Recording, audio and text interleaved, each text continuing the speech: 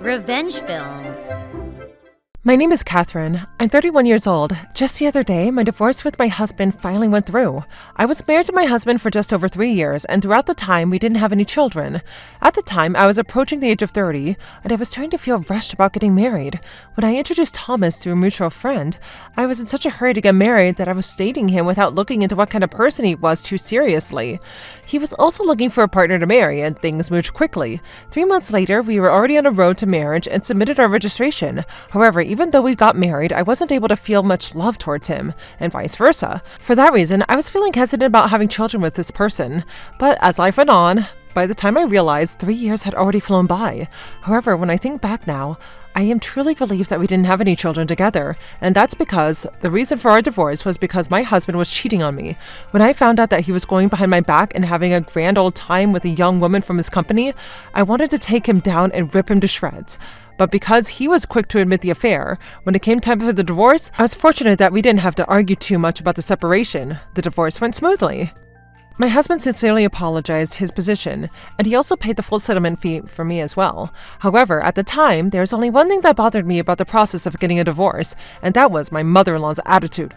"Oh dear, that must have been so difficult for you. Good luck in the future. I'm sure the next marriage will go well." She was speaking to me like I was a complete stranger, and it wasn't her son that cheated on me. Even though we were getting a divorce, because her own son had an affair, I thought that in this situation, perhaps she would have at least offered one word of apology, but my mother-in-law didn't show any signs of that whatsoever. Instead, she nonchalantly addressed me and we parted ways. Truthfully, ever since I met her, she had never really been able to read the room, and I felt like that she was a little bit off from the rest of society. So I didn't think much about it at the time, and I was really happy to finally part ways with Thomas and his family. That was a while ago, and I've already gotten remarried to my beloved husband, Kevin. Currently, I'm pregnant with our baby, and I'm about to enter my 8th month of pregnancy. My new husband was a very honest and kind man, and couldn't wait to welcome our baby together. Every day, he was reaching over and extending his neck and asking how the baby and I were doing. He was a husband of my dreams. The weather is so great, it feels nice to walk outside. One day, I was enjoying my daily walk through the park when I suddenly heard a familiar woman's voice call out to me. "Oh my, oh my, oh my, if it isn't you, Catherine! Long time no see! How have you been?" Standing in front of me was none other than my ex-mother-in-law. It's been a few years since I got divorced already, and to be honest, she was definitely somebody that I didn't want to see ever again. To me, I only had bitter memories with my previous husband, and now I was going to get remarried and have a new family and life. I wanted to forget about all of them. I struggled to smile, but I was trapped and had no other choice but to greet her. "Oh, hello, ma'am. Yes, it's been a long time."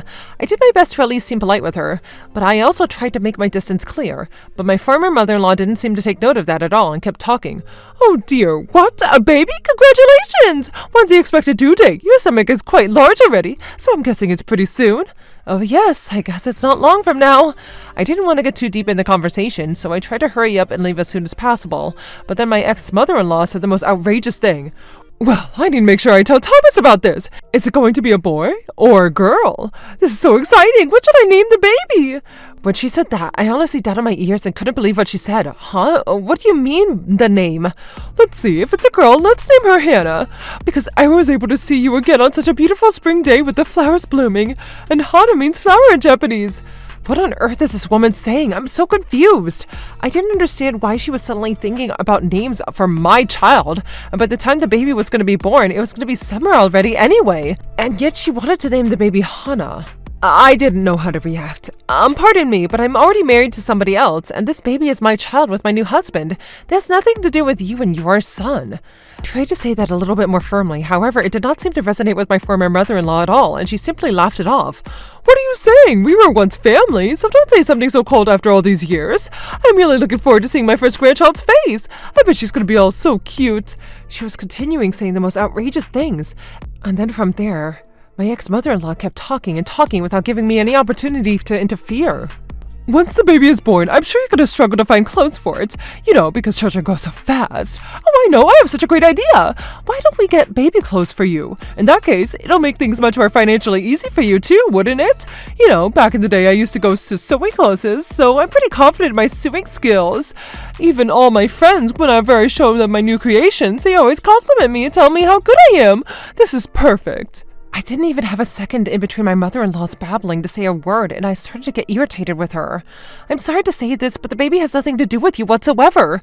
Of course, when the baby is born, I have no intention of letting them meet you, so please don't get involved with me any further. I have already divorced your son, so you and I are nothing more than strangers now. Please leave us alone. I said this firmly to her and stood my ground, but then my mother-in-law instantly changed her expression and her face turned red. Excuse you? You think it's okay for you to speak that way towards me? Who do you think you are? And then she glared at my face. I couldn't understand why she was taking this attitude with me, and my ex-mother-in-law was being so unreasonable that I knew that she couldn't continue the conversation any further.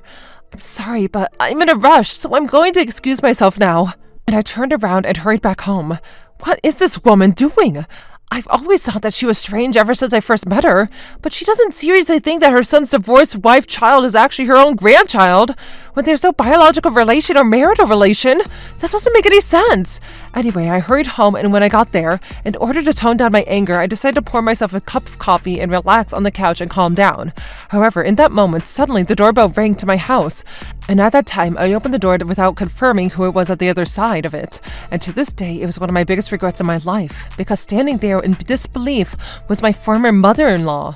I had never told her about my new address, so there's no doubt that she must have followed me from the park. Whoa, wait, what are you doing here? Out of nowhere, wait a minute, did you follow me from the park?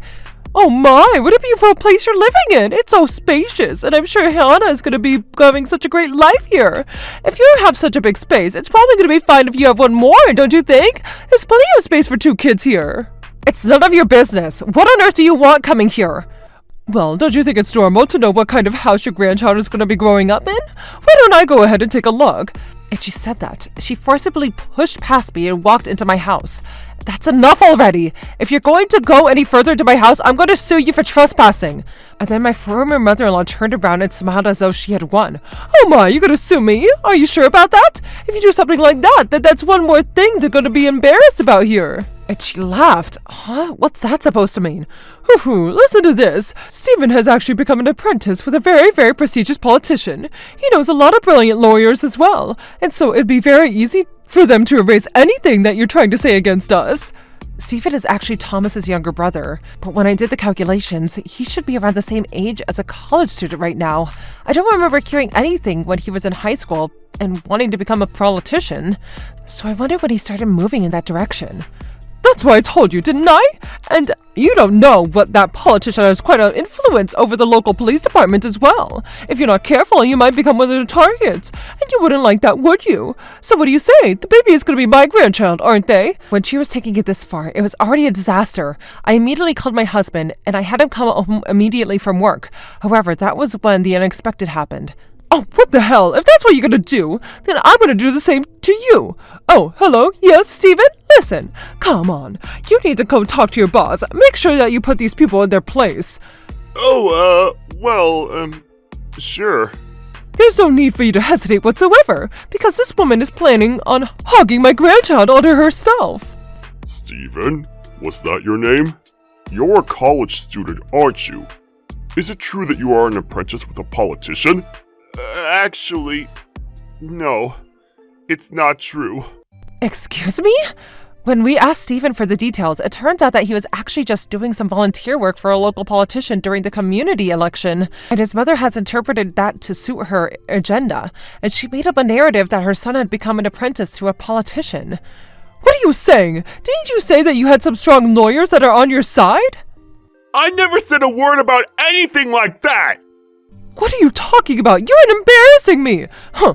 Well then, I'm gonna leave now. See you at home, and you better explain.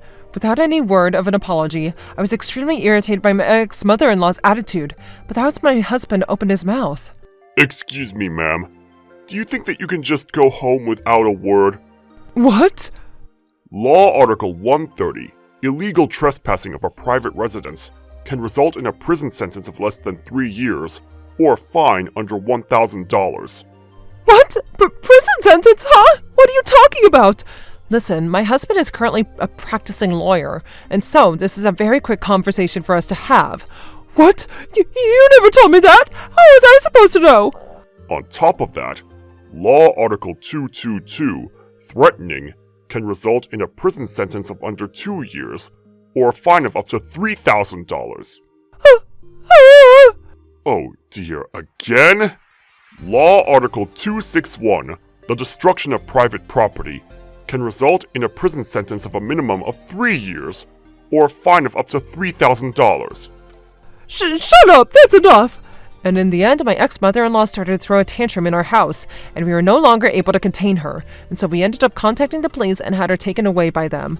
After that, we took her to court and she was found guilty immediately.